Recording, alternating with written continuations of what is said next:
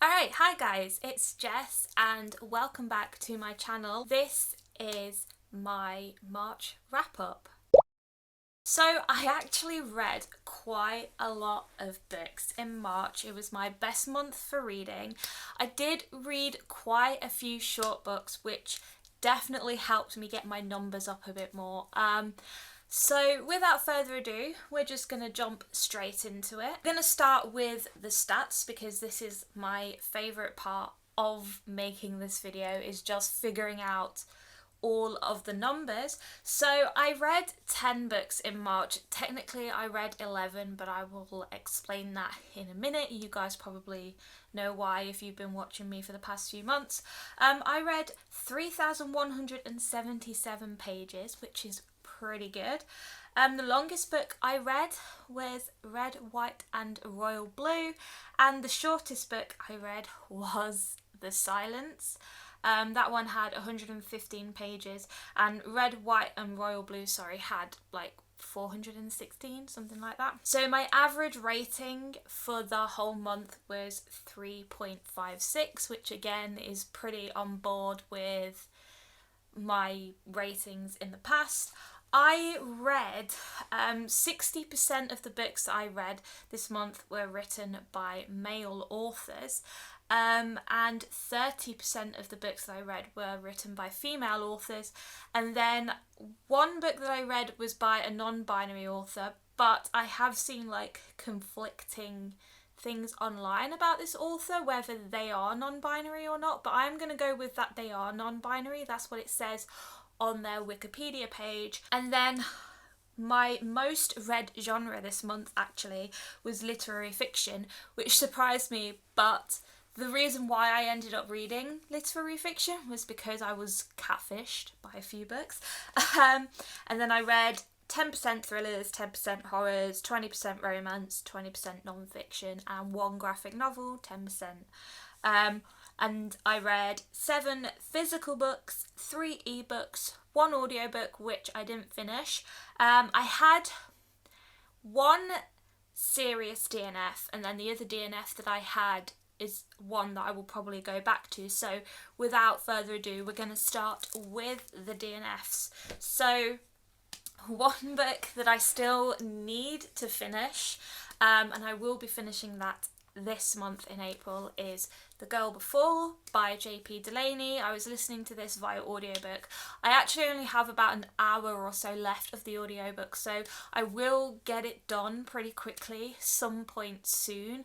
I just haven't been motivated to do that yet. Not that it's a bad book by any means. I am enjoying it, but yeah, I've just been doing other stuff. So there's that one, and then the other DNF that I had was The Newlyweds by Ariane Richmond. So this is actually, I have an ARC copy, and I try really hard not to DNF ARCs. I try to read them all the way through, but this one just really wasn't doing anything for me. It kind of reminds me of the storyline to Behind Closed Doors by B.A. Paris, in the sense that there is an abuse storyline, and it follows this newly married couple called Vivian and Ashton, who they have, you know, big fancy house. Ashton is a surgeon, so obviously he's very rich and very well known, and one day Vivian's friend sees that there's bruises on Vivian's arm, and Vivian is trying to tell her friend, you know, that Ashton's not hurting her. And I was led to believe that this book was written from 2 points of view, but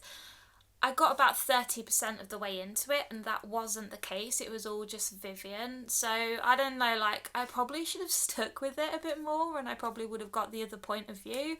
But I really didn't like the way the characters were written. I didn't like the way they spoke to each other as well. The dialogue was just really far-fetched, and there was no substance to the story at all. And I have been looking at some of the reviews for this book, and a lot of them are very mixed, but a lot of the negative ones, there seems to be more negative ones than positive ones, and a lot of the negative ones are talking about how a lot of the twists and turns in this book are very cliched and don't make a lot of sense. So yeah, I ended up DNFing it. I didn't like it. I wasn't feeling it. I left my feedback on NetGalley. felt terrible about it, but you know, I've got to be honest. So I don't know, like maybe in the future I might go back to this one. This book is out now. It was like released in January, so I don't know if I'll get like the proper finished copy or something and give it a go. But yeah, that's where we are with that one. We have got a couple of books that I haven't give ratings to. One of those is the Memoirs of Sherlock Holmes. So as you guys know, I have been going through my complete collection of Sherlock Holmes for the past 3 months, and I took part in a read along over on Instagram, and I do just want to say a big thank you to Sam over on Instagram for inviting me to the past 2 read-alongs, because they have been a lot of fun, and we all read the Memoirs of Sherlock Holmes, which is another short story collection, and I haven't given it a rating because I am going to rate the whole book as a whole when it's finished, but I really enjoyed the book. It wasn't as good as The Adventures of Sherlock Holmes, admittedly, and there were quite a few stories in the memoirs that I didn't really care for, but obviously at the end of the memoirs there is the story called The Final Problem. It's a well-known Sherlock Holmes story featuring Professor Moriarty, and I'm not going to spoil it for you if you haven't read it, if you don't know what it's about, but I wish it was longer because the way it ends is obviously quite a big deal, especially if you're a Sherlock Holmes fan. And it caused a lot of outrage when it was first published back in the 1800s. Yeah, I do wish it was longer because I do think, you know, Moriarty is a great character and there is so much that Arthur Conan Doyle could have done with him, but overall I really enjoyed reading the stories and just getting back into them again. And then another book, well, kind of a book, a graphic novel that I didn't give a rating to was Age of Ultron. So this was the first graphic novel that I have ever read. My boyfriend reads a lot of graphic novels. We have a lot down here and there's more like in the living room. He doesn't really read them that much now, but he used to read them a lot in the past. And he's been trying to get me to read graphic novels for quite some time now, and you know, I am a Marvel fan obviously, but I've only really kind of like seen the movies and the shows and stuff. I've not really delved into the comic book side of it that much, but I wanted to give it a go. I had a Sunday afternoon free, so I just sat down and he handed me this and I read it in about 2 hours. I read it in one sitting. I didn't really know what to rate it because it was my first experience, and I'm still like, you know, I don't really know how to read graphic novels well. I don't really know how to be critical about them.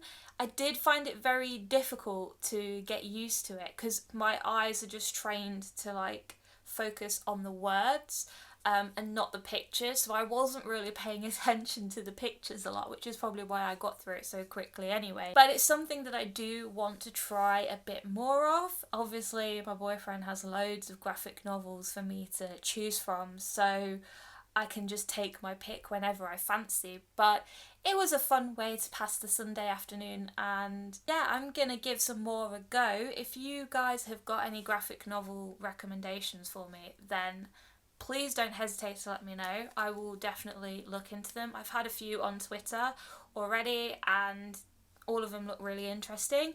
I know there's loads, so I don't really know where to start, so if you've got any good starting points for me, I would appreciate it. Alright, so now we're going to move on to the books I did give ratings to, and we have a 1-star book. I didn't know when it was going to happen. It doesn't happen often. I don't really rate books 1 star that much. I think the lowest I would normally go is a 2. But we actually got there, guys. And that book is The Silence by Don DeLillo. So I have done a whole reading vlog on this book and a couple of others that I'm going to talk about, so I will try not to talk about it too much so that when you guys watch the vlog you can kind of see my thoughts on this in real time, I guess. But I read this for the mini Spooktober readathon that happened last week. And yeah, this book just wasn't what I thought it was going to be. And I remember talking about this on my channel last year. I explained that it was one of my most anticipated releases of the last half of 2020.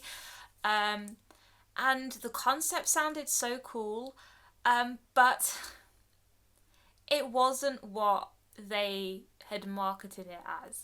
And this is something that really annoys me, is how publishers and places like Goodreads and that will list a book under the thriller section, the thriller and mystery section, when really it's a literary thriller, and I think it should be in the literary fiction section, if that makes sense.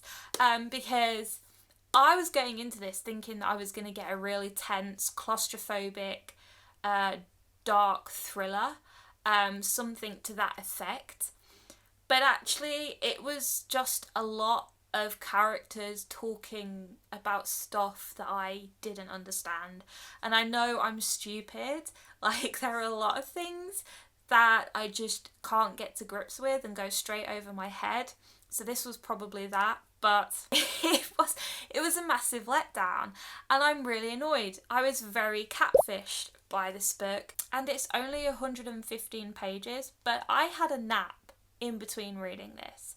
Like, that is how exhausting it was. So this book is set to the backdrop of a media communications blackout, and there are these 5 friends who are getting together to watch the Super Bowl in 2022, when, you know, everything just goes down, the internet, television, phones, and there isn't really much in the way of plot, and yeah, it was just weird. It was bizarre. I didn't understand it. And this book was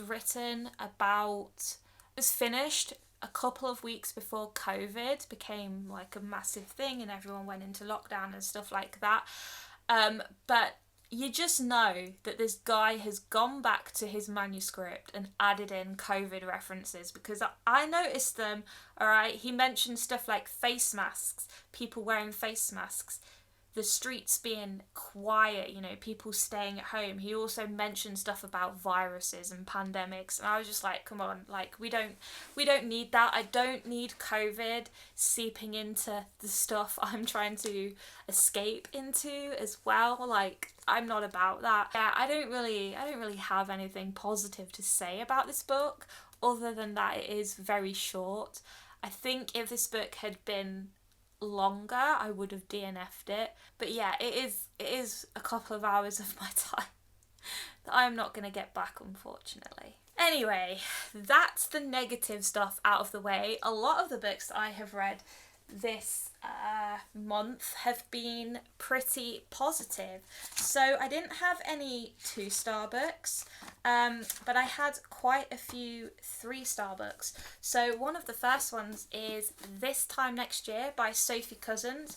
So this was the book that I read for the Buzzwordathon. It was the first book I read in March, and it was definitely a book that I needed, especially after reading quite a few heavy books in February. This was a very light and fluffy read, and it's a very different romance, because there's not just the romance storyline going on, but there's a lot of other stuff going on as well. And it kind of starts off with these 2 women who are on the maternity ward in the same hospital, and they're about to have their babies, and it's New Year's Eve 1989. It's just about to strike midnight, and this newspaper is like holding a competition so that whoever has the first baby born on 1st of January 1990 will get a cash prize and other goodies. So these 2 women are obviously competing to have their babies first. And yeah, there's a whole bunch of other scandals going on as well. And then these 2 babies meet 30 years later, and a bit of a romance develops. And it was such a lovely, cute little book to read. Like, it wasn't amazing, But sometimes you don't need amazing, you just need something that's funny. And this book was definitely funny. There were a lot of moments that made me laugh out loud. And also, it was just very heartwarming, and it definitely made me feel happy when I was reading it.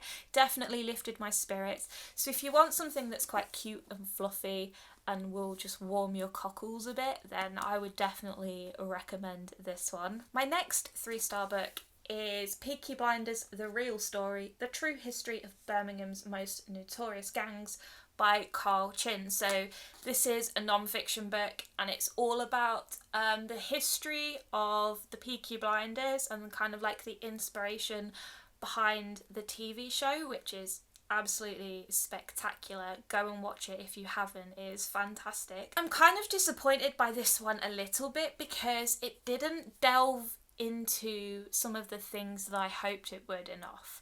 And one of the things that I was really hoping that it would touch upon more is the Sheldon family. So the Sheldon family were a real family who were part of, I wouldn't say they were part of the Peaky Blinders gangs because they existed kind of after the Peaky Blinders were around, but they were still part of Birmingham gangs, and that family is the family that the Shelbys are inspired by in the show. It didn't really touch upon them enough for me. Like, there was a few paragraphs and then it was on to the next thing, and I was kind of disappointed because I wanted to learn more about them and just see like what kind of stuff they got up to. But it was still a very interesting read. I feel like there was some of it that just went over my head a little bit because I'm not local to Birmingham. I don't know the area that well. So I think, you know, if you are local to the area, then this book is going to suit you down to a T.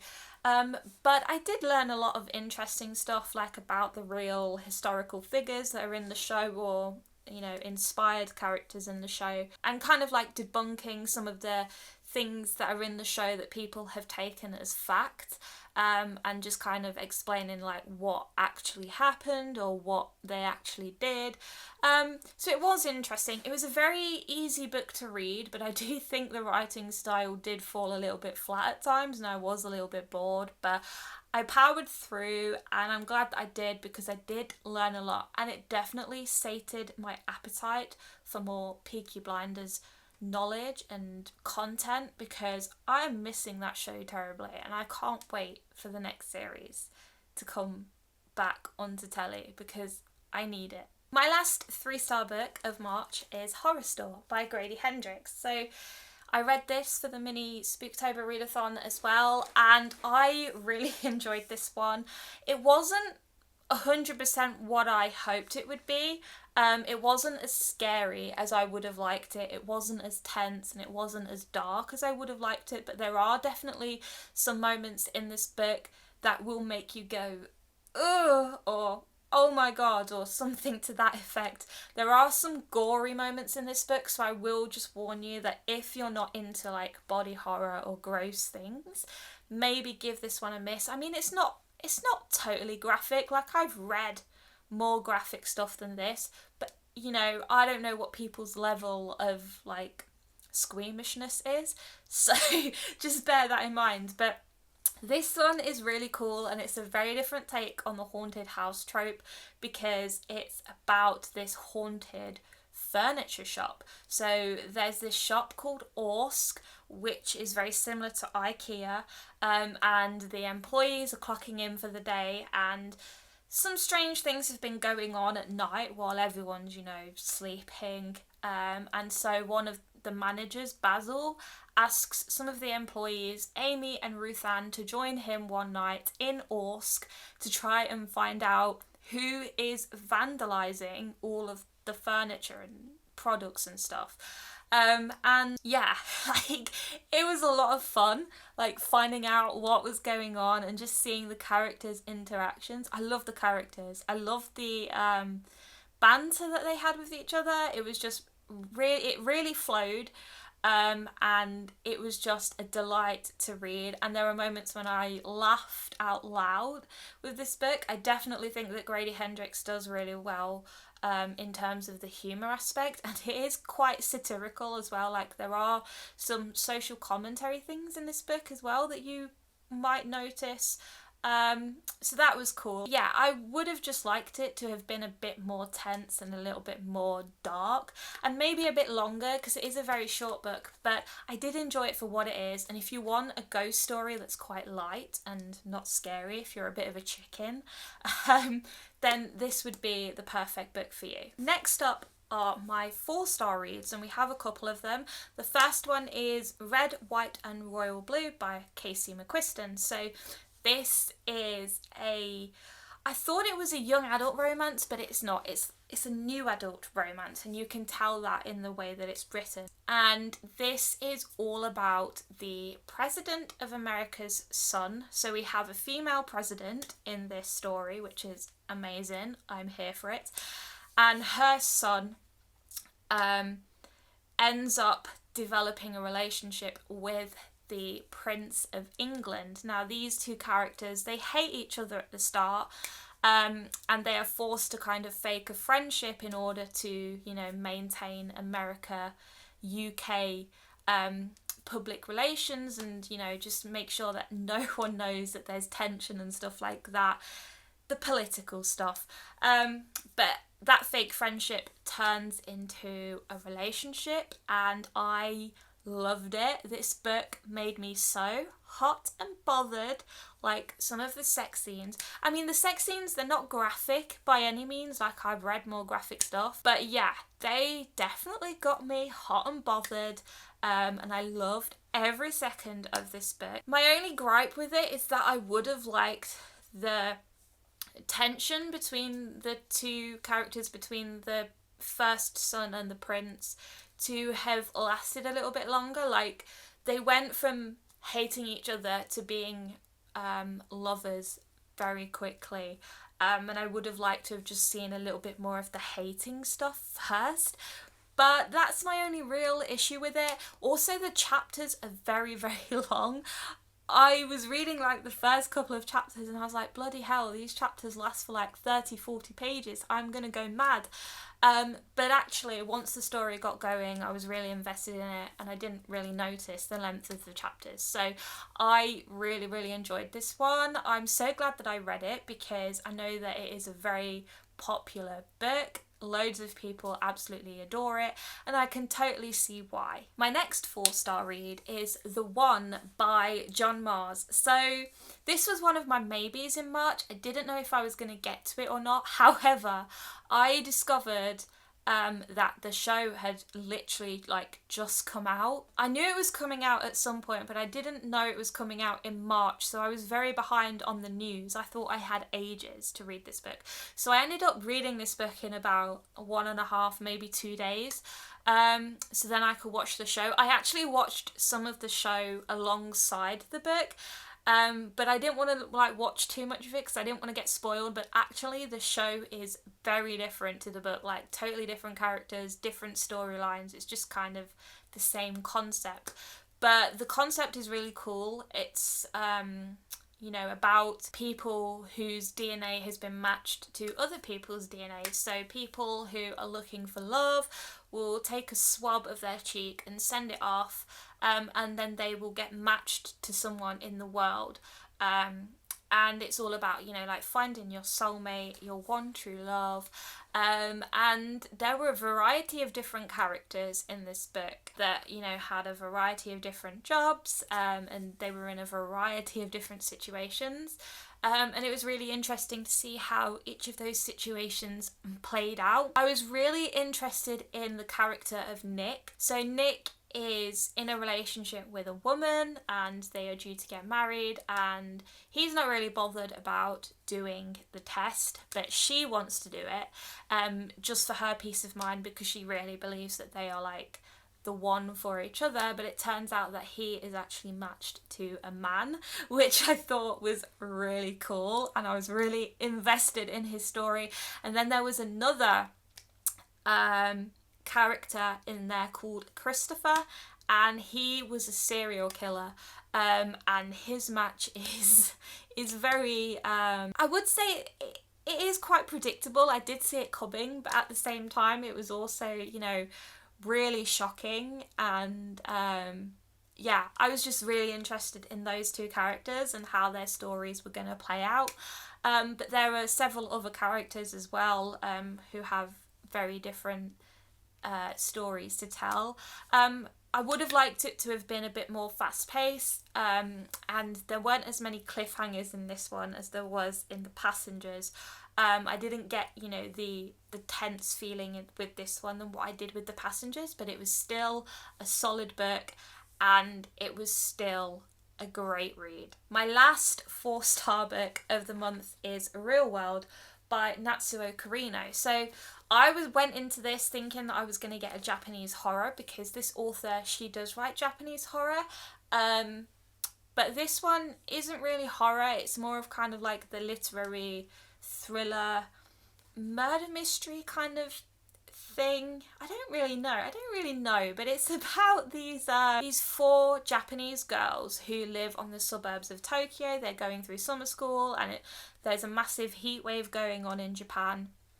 And one of the girls, Toshi, finds out that her neighbour Worm killed his mother in the flat next door, and Worm goes on the run, and it's just about these 4 girls who get mixed up in Worm's antics. I don't know, like they get mixed up in everything that he's been doing, and that's pretty much all there is to it. But the characters in this book were really, really compelling.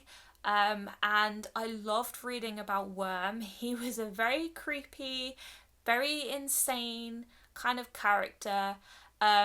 Very unhinged. Like, you didn't really know what he was going to think or what he was going to say next. And I really, really enjoyed that. I loved, you know, the dynamics between the 4 girls and between Worm, and I loved delving into all of their pasts and kind of exploring why they are the way they are and why they do things. And yeah, it was just a really interesting book. Very long chapters again, but once you get drawn into the story, again, like with Red, White and Royal Blue, you don't notice it. I would have liked more horror in it. I mean, there were you can kind of see elements of it. Like, there are some very violent moments in this book, and I will also warn people that it does talk about a lot of heavy subjects like sexual abuse and sexual violence, murder, grief, suicide. So again, be very cautious going into this. You can go on Storygraph and check out all of the content warnings for any of the books mentioned in this video. It's a really helpful tool. I really appreciate that they've done that. So yeah, this book is quite heavy in the subject matter, so just bear that in mind. But yeah, overall, I really, really enjoyed this, and I can't wait to read more stuff by this author. Alright, so we're finally coming to the end now, guys, and we're going to talk about my 5-star reads for the month of March, and I had 2 of them. The first one was 100 Great Black Britons.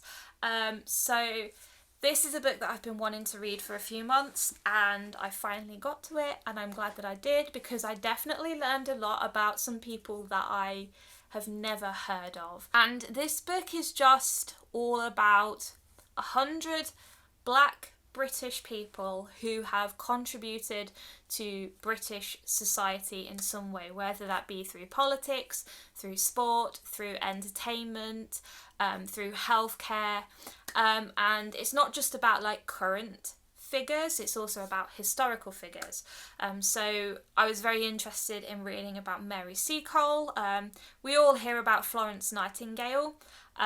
Mary Seacole was in a very similar kind of situation, and she did a lot for British soldiers during the Crimean War, and so I was really, really interested in her. And I was also very interested in reading about Ira Aldridge, who was the first Black Shakespearean actor in Britain. He kind of, you know, pushed the boundaries of theatre, and he played a myriad of different roles in Shakespeare plays. A lot of Shakespeare plays were obviously like very whitewashed, and there weren't really, parts for black people at the time, but he was like, I don't care. I'm gonna do it. And I love that. I really, really want to learn more about him. So I have been looking at some other reading material about this guy, because I just think he's really interesting, and I never really knew that he existed. And that's the whole point of this book. I think it's to, kind of educate people and show people that, there's more than just black pain and black suffering, and that black people, have done amazing things for this country and continue to do amazing things for this country. This book was kind of born out of Patrick Vernon's frustration over the fact that there weren't many black people or people of colour shortlisted in the 100 Great Britons list that had been curated in the early 2000s. And so he kind of, he's made his own list of 100 great black Britons to kind of, show the diversity of the country, and kind of, be a voice for those who have contributed to the society, who still continue to contribute to the society. And I really learned a lot. It was very educational and also very inspiring, and I would definitely encourage everyone to pick it up if you haven't. The last book I'm going to talk about is probably my favourite book of the entire month, and that is Splittooth by Tanya Tagaq. So Tanya Tagaq is a Canadian Inuit throat singer. She is also an improvisational performer, avant-garde composer, and experimental recording artist. I've actually looked at some of her throat singing online, and wow, like, throat singing is definitely not for me, but that is a skill. Like, I don't know how that is done, but she is super, super talented, and her writing is no different. Like, oh my gosh, this is probably one of the first literary fiction books that I have absolutely loved and given 5 stars to. I read this in one sitting. It took me about an hour and a half, maybe 2 hours, give or take, to read this. I flew through it, and it's definitely not something that I would have normally picked up, but yeah, what can I say? This book is beautiful. The writing is so beautiful. It's very lyrical. There is a lot of magical realism in this, and as I have mentioned before, I do struggle with magical realism, but this one it wasn't too much. It was just the right amount of magical realism, and it was something that I could understand. And there were moments where I was just like, what the fuck is going on? But I think that's kind of the point of this book. It is designed to be quite shocking, and it's part memoir, so there are like elements of Tanya Tagaq's life in this book that she talks about, some of her experiences growing up as a native Canadian, and kind of like their relationship with the earth and the heavens and animals. And it was just beautiful. Like, I absolutely adored this book, and I'm so glad that I read it. Like, I can't find a single thing wrong with it, and after I'd finished it, I just had to sit there for a little bit and just take a moment to digest what I had read and really think about it. And it's very hard for me to articulate my thoughts about this book without sounding like a complete loon, because I was just crazy for it. Like, it was just so, so good, and I would really, really encourage people to read it, for you to completely like understand how beautiful this book is. Like, it's beautiful. There's elements of poetry in it as well, which I don't really like poetry that much, but it really worked for this. And yeah, like, a lot of the stuff that it talks about is very relevant to today. Yeah, like, I don't know what else to say. I just loved it. Alright guys, so those are all the books that I read in March. I did also start reading Shadow and Bone by Leigh Bardugo. for the second time. I have read it before, but I haven't read the other 2 books in the series, and I know the show is coming out in about 3 weeks' time, and I'm very excited, and I am jumping on the bandwagon and finally like reading the series all in one go. So I will be continuing with that throughout April as well. But yeah, we have reached the end of this wrap up. Sorry it was quite a long one, but that's what happens when you read a lot and you have a lot to talk about. Please let me know in the comments down below if you have read any of these books that I've talked about and what you thought of them. I always love hearing your feedback, and I would really appreciate any recommendations that you have for me as well. If you like this video, then please leave a cheeky thumbs up. I would really appreciate it. Please subscribe to my channel so you can see more videos from me in the future. And I will see you all in my next video very soon. Bye guys.